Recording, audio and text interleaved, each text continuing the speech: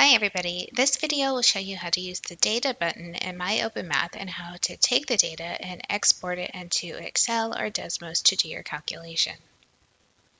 This problem asks where the mean and standard deviation for a group of data, and at first glance you don't see the data. Clicking the Data button on and off will open and close the data.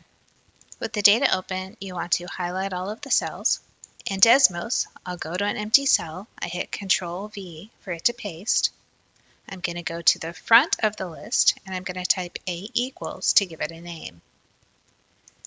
From here, I can type the mean of A to get the average.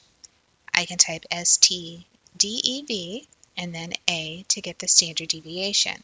If you forget the names of any of the statistical commands, you can open the functions and go to statistics. We can do the same thing in Excel. We bring in our list, we paste it in place.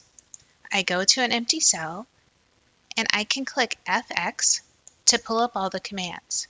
You can pick on a category, which we would use statistical, and then look for the command that goes with what you're looking for.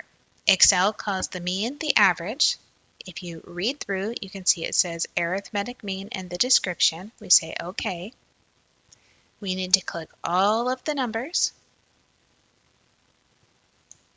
and then push OK. For the standard deviation, I again click FX. I scroll down and I want to pick the standard deviation of a sample. I highlight all of the numbers and I say OK. Comparing side by side, you can see we got the same calculations in both Desmos and Excel.